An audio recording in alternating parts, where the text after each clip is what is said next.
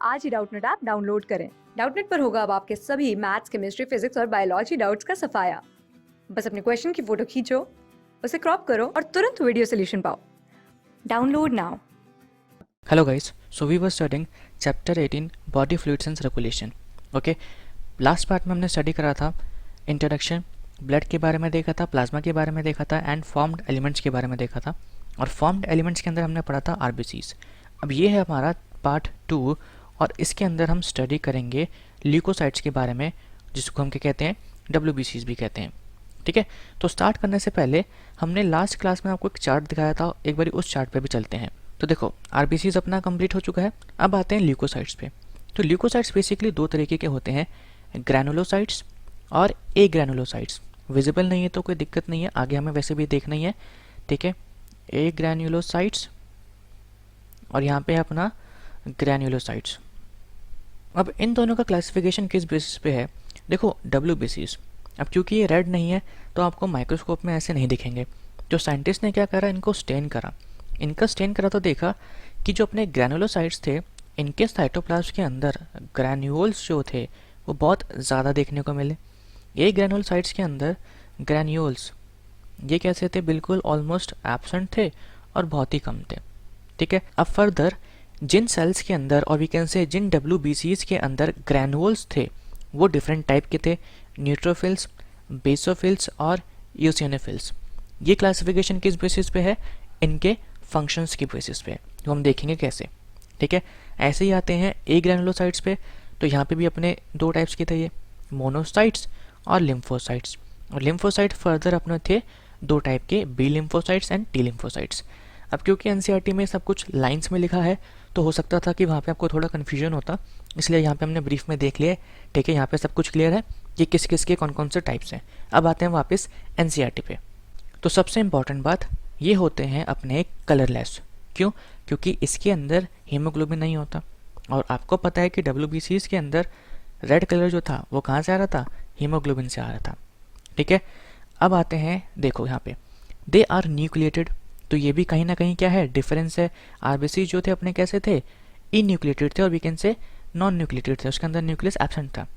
दूसरी बात, इनका जो नंबर होता है ये रिलेटिवली लेस होता है। कितना? 6000 टू 8000 पर मिलीमीटर क्यूब ऑफ ब्लड। ठीक है, और वहाँ पे कितना था? 5 टू 5.5 मिलियन, जो कि बहुत ज़्यादा है। ल्यूकोसाइट जो होते हैं जनरली शॉर्ट लिव्ड होते हैं। अब हम देखेंगे कि कितना कितना लाइफ स्पैन है। ओके, अब आते हैं इनकी कैटेगरीज पे, जो कि हमने आपको पीछे बता दी कि ग्रैनुलोसाइट्स और ए ग्रैनुलोसाइट्स होते हैं। न्यूट्रोफिल्स, ईसोनोफिल्स, बेसोफिल्स, ये अपने किस में आते हैं? ग्रैनुलोसाइट्स में आते हैं, क्योंकि इनका जो साइटोप्लाज्म है जब इनको स्टेन करके ऑब्जर्व किया गया तो उसके अंदर ग्रैनुल्स ज़्यादा दिखाई दिए।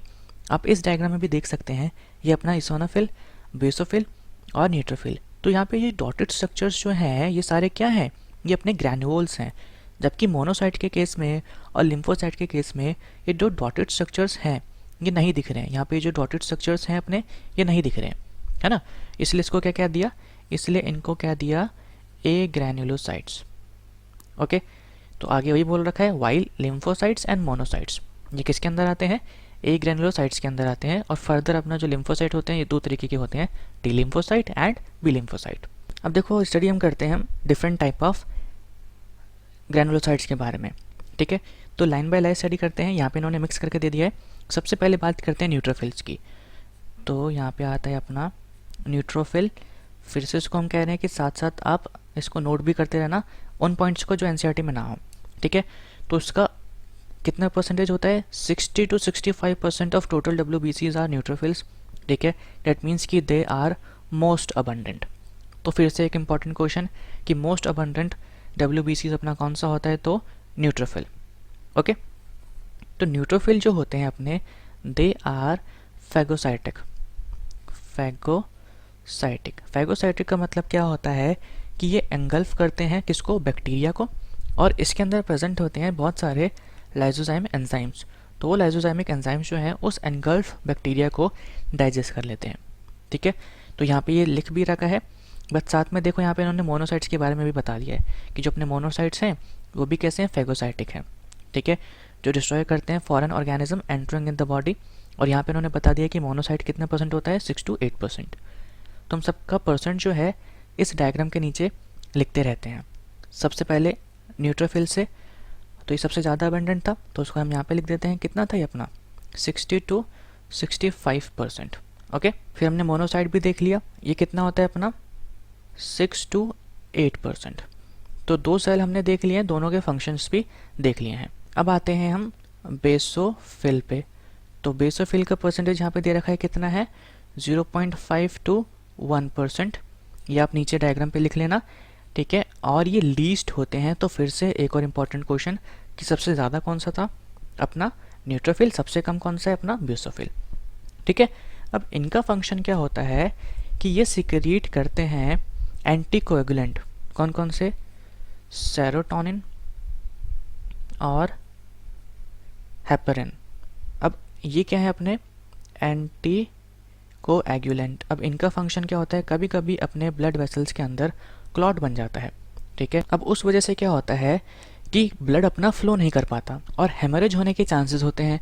तो उस क्लॉट को इन केमिकल्स के थ्रू डैमेज किया जाता है या उसको ठीक किया जाता है, ठीक है। तो यहाँ पे इन्होंने नीचे लिख भी रखा है इस लाइन में कि अपने जो बेसोफिल्स होते हैं सिक्रीट करते हैं क्या, हिस्टामाइन, सेरोटोनिन और हेपरिन। तो सेरोटोनिन और हेपरिन का फंक्शन हमने बता दिया। हिस्टामाइन जो होता है ये इन्वॉल्व होता है किसके अंदर, इन्फ्लामेटरी रिएक्शंस के अंदर।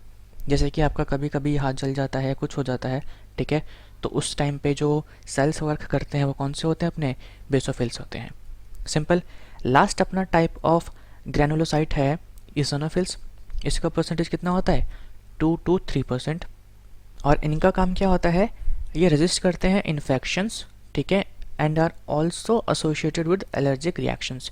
तो जब आपको कोई एलर्जी वगैरह होती है या नॉर्मल कोई इन्फेक्शन होता है तो उस टाइम पे अपने जो WBCs एक्टिवेट होते हैं वो कौन से होते हैं, इओसिनोफिल्स। जैसे एग्जांपल दें हम एलर्जिक रिएक्शन का, तो हे फीवर हो गया, ओके, साथ ही साथ एस्थमा हो गया, क्योंकि हमें पता है एस्थमा भी जो होता है अपना बेसिकली डस्ट पार्टिकल्स या पोलन्स की वजह से होता है। तो कहीं ना कहीं क्या है वो अपना एलर्जी है, ठीक है। एक और इम्पॉर्टेंट बात कि जब कोई पैरासिटिक इन्फेक्शन होता है, पैरासिटिक इन्फेक्शन, तो उसमें भी अपने कौन पार्टिसिपेट करते हैं, इओसिनोफिल्स। ये क्या करते हैं, खुद को अटैच कर लेते हैं किसी साथ, पैरासाइट के साथ, और लाइसोसोम एंजाइम को सिक्रीट करके उनकी सरफेस पे उसको कर देते हैं पूरा डिस्ट्रॉय, ठीक है। तो यहाँ पे हमने तीनों ग्रैनुलोसाइट्स के फंक्शन देख लिए हैं और हमने फंक्शन देख लिया था किसका, एक ए ग्रैनुलोसाइट यानी कि मोनोसाइट का भी। मोनोसाइट के बारे में एक और पॉइंट यहाँ पे लिखना है कि ये अपना क्या होता है, लार्जेस्ट WBCs होते हैं। और इस डायग्राम में आप इनके न्यूक्लियस का शेप दे सकते हैं, कैसा है, किडनी शेप्ड, ठीक है, और we can say horse shoe shaped, ठीक है। तो ये याद रखना है क्योंकि एग्जाम में क्वेश्चन पूछा गया है। यहाँ पे जो भी एक एक चीज़ बताई जा रही है बहुत ज़्यादा इंपॉर्टेंट है। इओसिनोफिल्स की अगर बात करें तो यहाँ पे जो न्यूक्लियस है आप डायग्राम में देख सकते हैं वो कैसा है, बाइलोब्ड है, ठीक है। एक लोब अपना ये रहा, एक लोब अपना ये रहा। बेसोफिल्स में मोनोलोब्डी होते हैं तो इसकी कोई टेंशन नहीं है। बात करें न्यूट्रोफिल्स की तो यहाँ पे देखो एक लोब, दो लोब और तीसरा लोब। तो यहाँ पे अपना जो न्यूक्लियस होता है वो ट्राइलोब्ड होता है। इन चीज़ों को याद रखना है, एग्जाम में पूछी जा चुकी हैं, ठीक है। तो यहाँ पे अपना ग्रैनुलोसाइट वाला पोर्शन होता है फिनिश, ठीक है। अब आते हैं हम ए ग्रैनुलोसाइट्स पे, जहाँ पे हम स्टडी करेंगे मोनोसाइट और लिम्फोसाइट। तो मोनोसाइट तो हमने स्टडी कर लिया है, ठीक है। लिम्फोसाइट स्टडी करते हैं, आते हैं यहाँ पे हम लिम्फोसाइट पे। तो लिम्फोसाइट बेसिकली कितना परसेंटेज होता है इसका, 25% तक, ठीक है। दो मेजर टाइप्स होते हैं इसके, कौन कौन से, B form and T form. और दोनों के दोनों दे आर पार्टिसिपेट करते हैं किसके अंदर, immune response of the body, ठीक है। तो टी लिम्फोसाइट जो होते हैं इनका फंक्शन क्या होता है कि ये अपने बी सेल्स को, या कह सकते हैं बी लिम्फोसाइट्स को स्टिमुलेट करते हैं, ठीक है। ये क्या करेंगे, बी लिम्फोसाइट को स्टिमुलेट करते हैं या सिग्नल भेजते हैं, जिस वजह से अपना बी लिम्फोसाइट प्रोड्यूस करता है क्या, एंटीबॉडीज़। और जो भी बैक्टीरिया के ऊपर एंटीजन आते हैं उसको रिकॉग्नाइज करके ये जो एंटीबॉडीज़ होती हैं ये उस बैक्टीरिया को डिस्ट्रॉय कर देती हैं, ठीक है। अब आपने आई गेस एक और टर्म सुना होगा जिसका नाम क्या है, मैक्रोफेज। अब ये मैक्रोफेज क्या होते हैं ये आई गेस बहुत स्टूडेंट को पता नहीं होगा, लेकिन एग्जाम में पूछा गया है कि macrophage is alternate of which cell, तो ये अपना ऑल्टरनेट होता है किसका, मोनोसाइट का। मोनोसाइट जब तक ब्लड में काम कर रहा है तब तक अपना क्या है, मोनोसाइट है। लेकिन जैसे ही मोनोसाइट्स अपने किसी टिश्यू में एंटर करते हैं, जैसे ही अपने मोनोसाइट एंटर करते हैं किसके अंदर, टिश्यू के अंदर, तो उसको हम क्या कह देते हैं, मैक्रोफेज। तो आप सोच रहे होंगे कि ब्लड भी तो अपना एक टिश्यू है, तो देखो ब्लड के अंदर तो उसको मोनोसाइट कह ही रहे हैं। ब्लड के अलावा छोड़ के किसी दूसरे टिश्यू में एंटर करके जब वो बैक्टीरिया को किल करता है या फंक्शन करता है तो उसको हम क्या कह देते हैं, मैक्रोफेज कर देते हैं। ठीक है, सिंपल। यहाँ पे अपना WBCs भी होता है पूरा कंप्लीट। अब कंप्लीट करने से पहले इसको 2-3 इंपॉर्टेंट टर्म्स हैं जो एग्जाम में आए हैं, उसके बारे में पढ़ लेते हैं।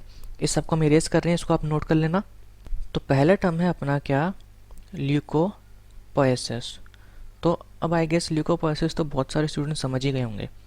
जैसे कि आरबीसीज में क्या था, formation of RBCs is known as erythropoiesis, तो formation of WBCs is known as leucopoiesis.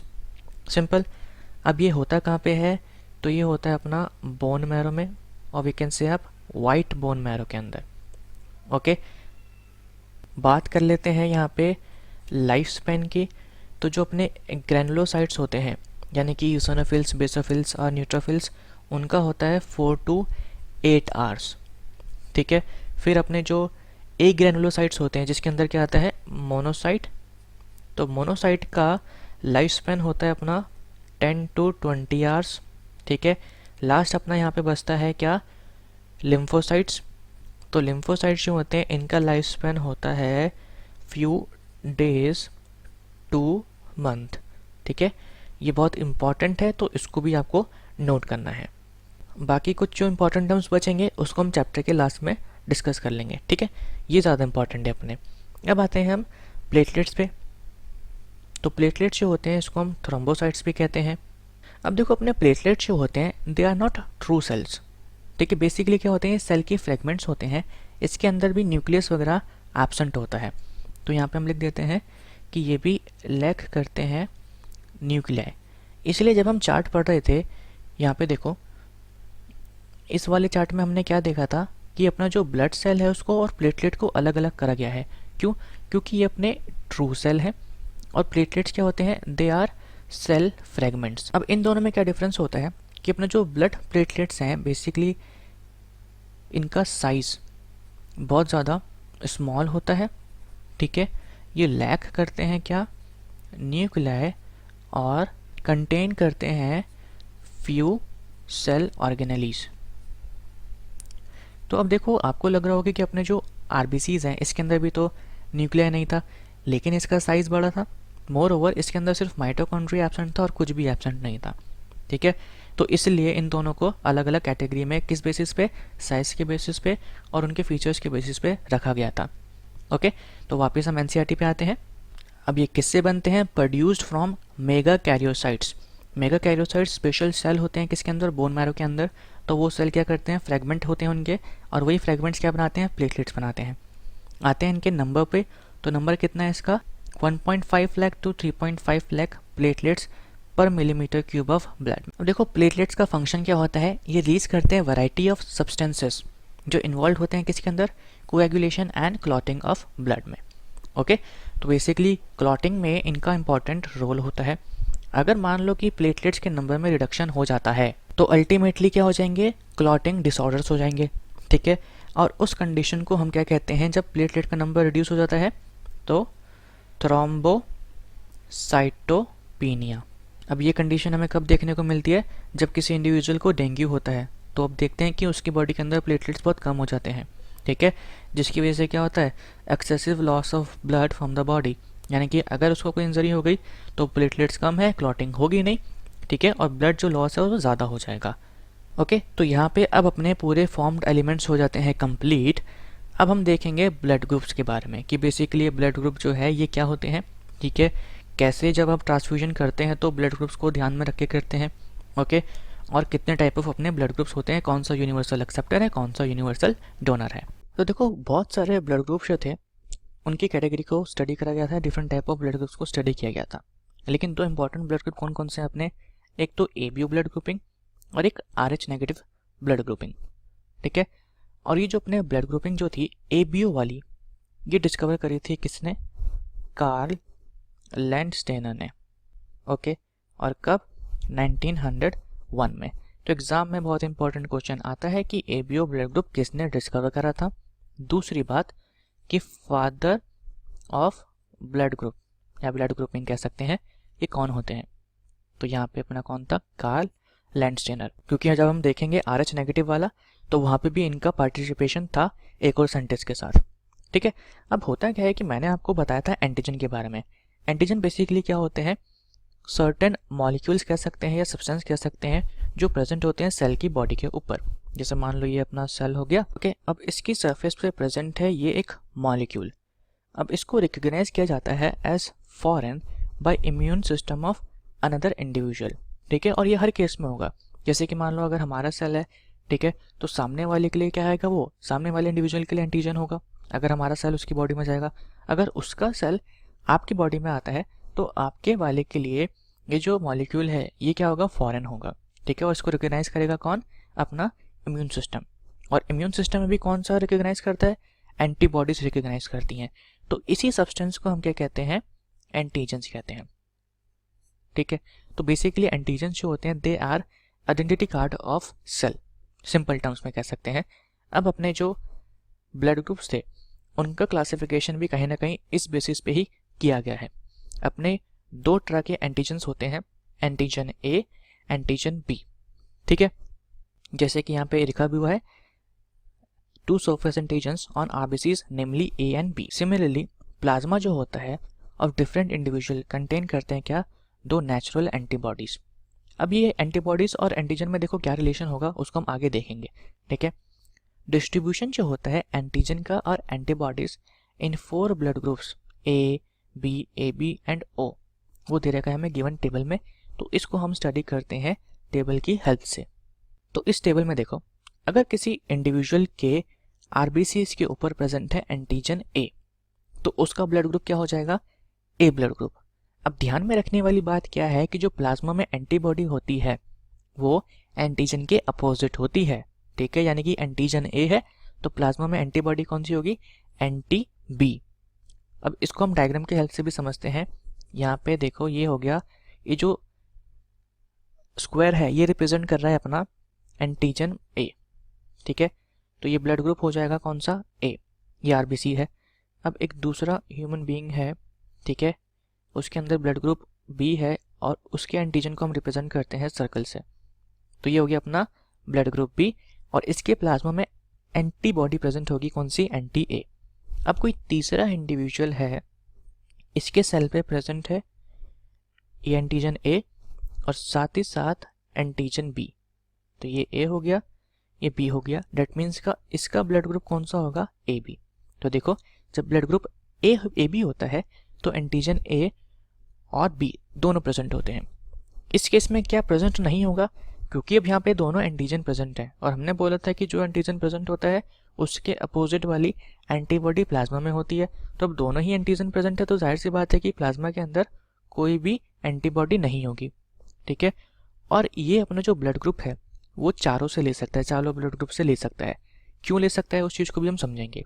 ठीक है, फिर आता है अपना ओ ब्लड ग्रुप। अब ओ ब्लड ग्रुप में क्या होता है? ये हो गया अपना ओ, इसके ऊपर कोई भी एंटीजन प्रेजेंट नहीं होता।